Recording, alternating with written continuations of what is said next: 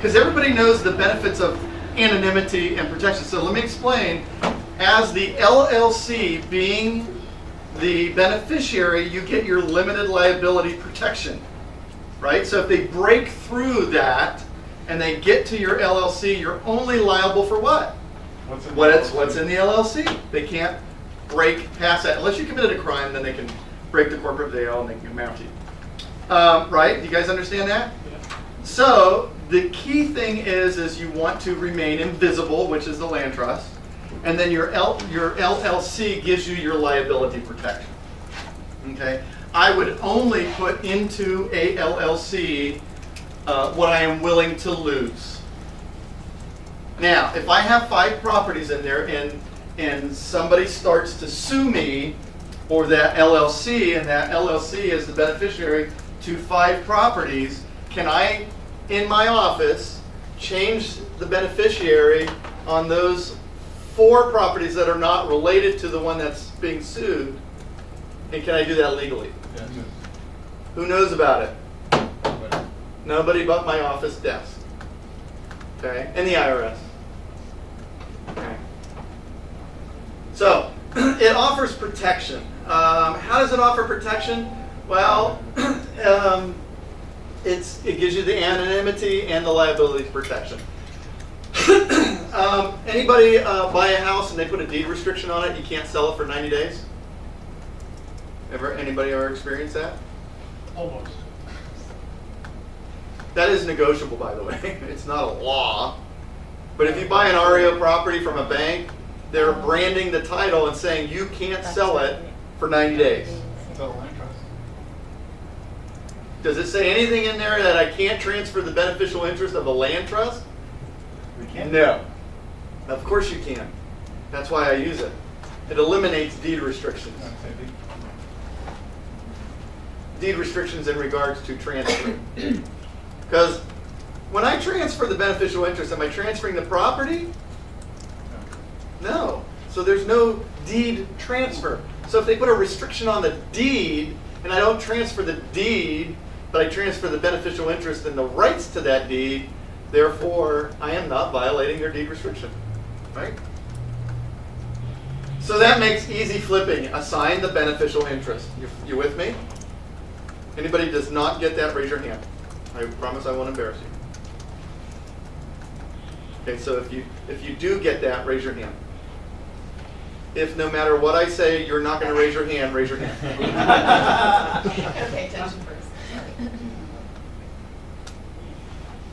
Everybody with me? Pre and post closing transfer. Yes. I actually have a question about the easy flipping one.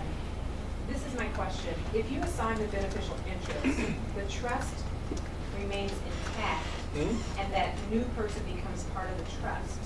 They become the beneficiary. And what if you don't want to be associated with that any longer? You know what I mean? It doesn't You're matter. not. You just, because they're the new beneficiary. Yeah, once the trustee removes you as beneficiary and assigns him as a beneficiary, you're done. Completely. There's Completely done. And nobody knows that. Right. Except you and him. And the judge if he subpoenas your paperwork in the event that there was something wrong. You guys understand that that's the only way that you're going to get in trouble is if you do something wrong.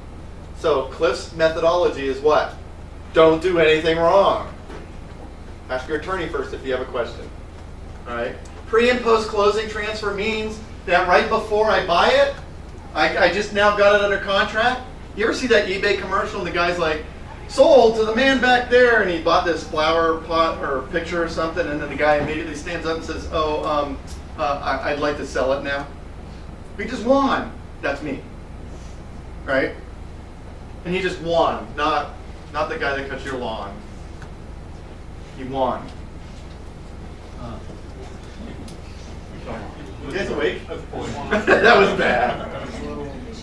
I guess that joke wasn't the right one. I'm hanging around with my son too much. He's 11.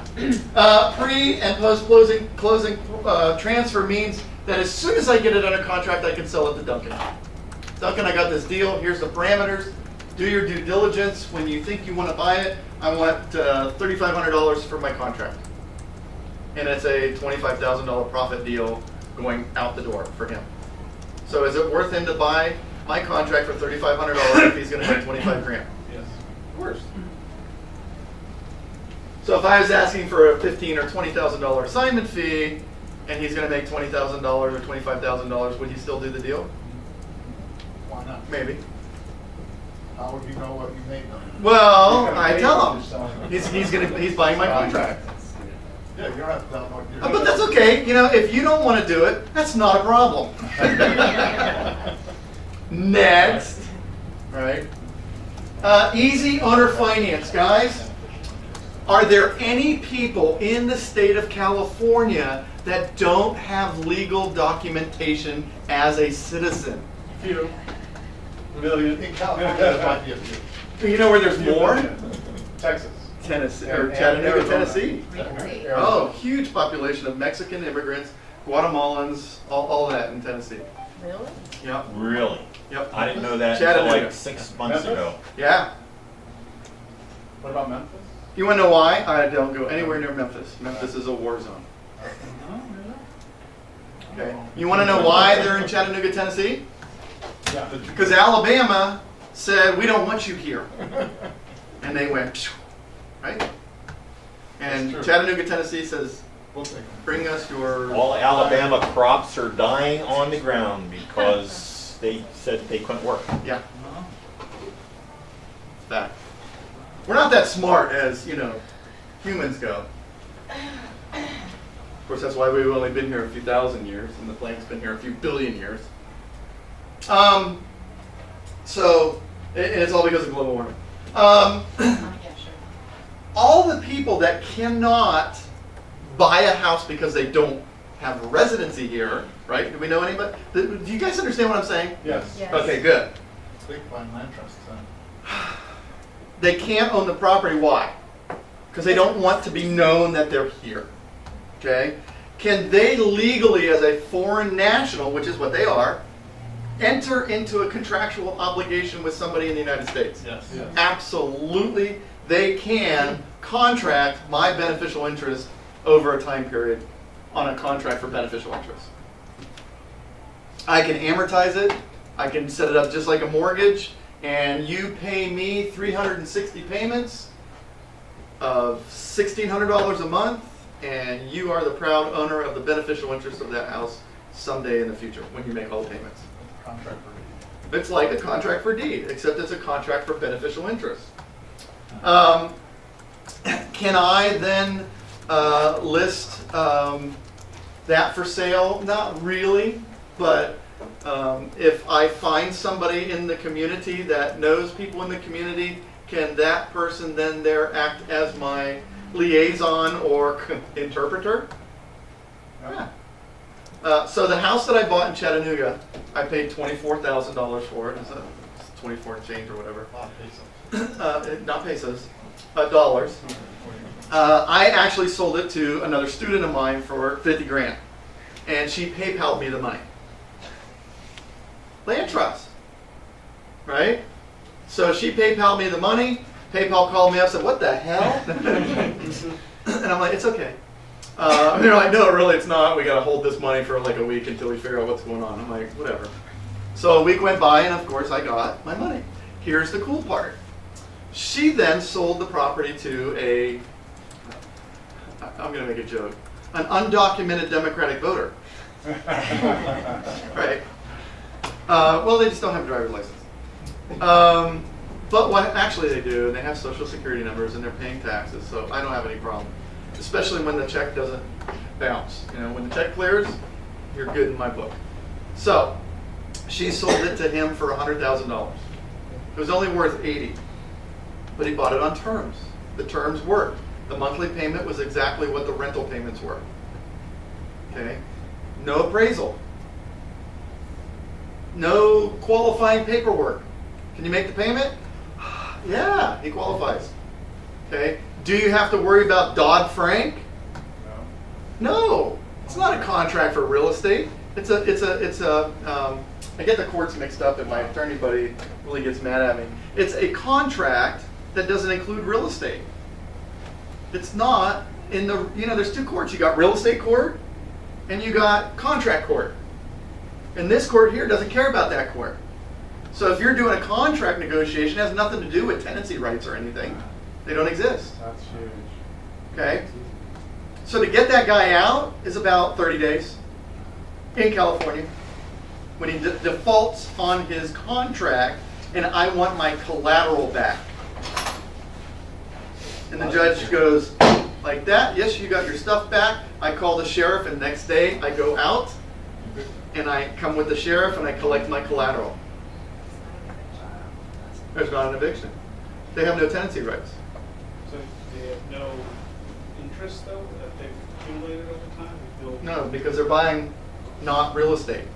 that's- They're buying the beneficial interest to the real estate.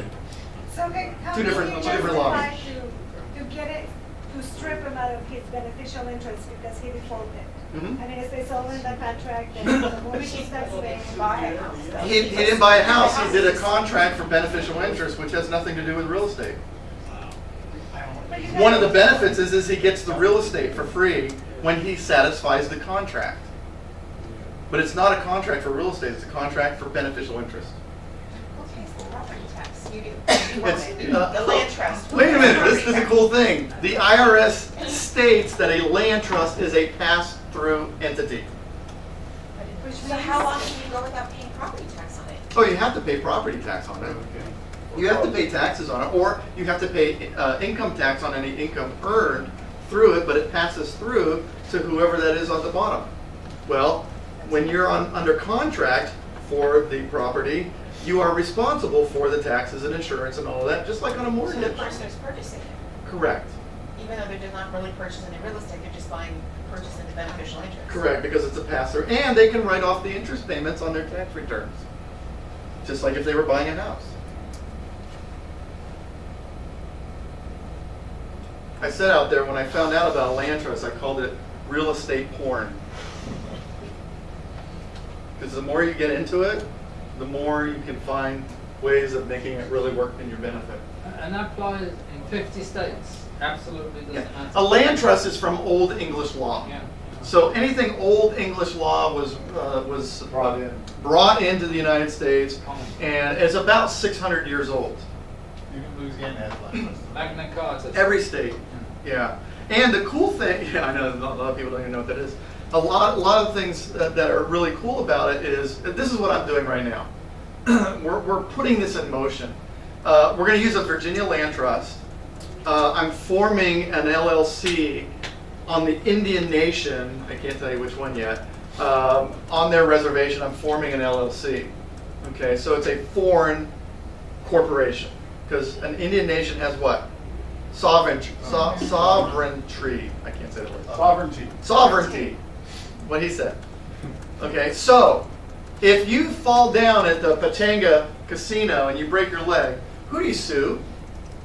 You sue the owners of the casino, which are the Indian tribe. And then you miss it. And where do you sue them? In their court. In Indian court. Yeah.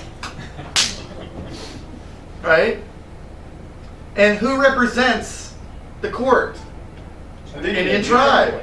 And I have an LLC with the Indian nation. Who's my attorney?